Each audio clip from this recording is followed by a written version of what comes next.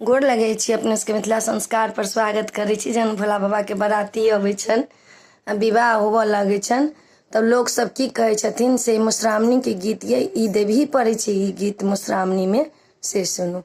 भागु भागु भागु सखिए छोरू ई नगर हे, गौरा दाई के बड़ेला भूत प्रेत संग हे, गौरा दाई के बड़ेला भूत प्रेत संग हे।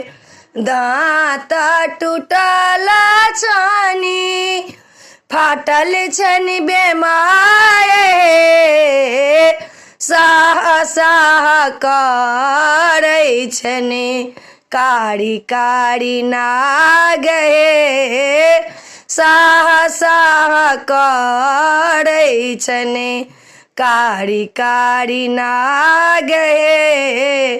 भागु भागु भागु सखिए छोड़ ई नगर हे, गौरा दाई के बड़ेलनी भूत प्रेत संग हे, गौरा दाई के बड़ेलनी भूत प्रेत संग हे।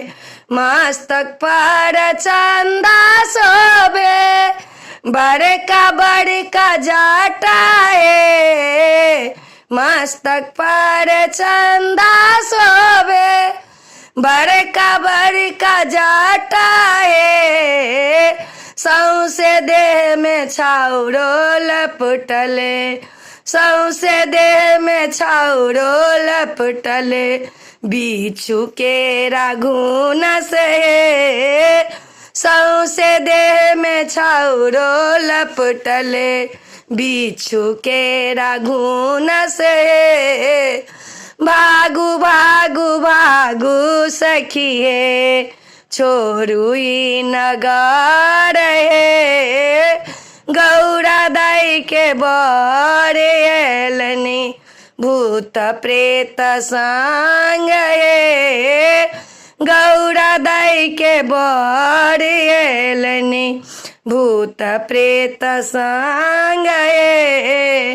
भूत प्रेत टाल ठोके, भूत प्रेत टाल ठोके बिरिनी भीन भीन हे, भेम सब भन भन करे, भेम सब भन भन करे गीत गन पराए, भेम सब भन भन करे गीत गन पराए।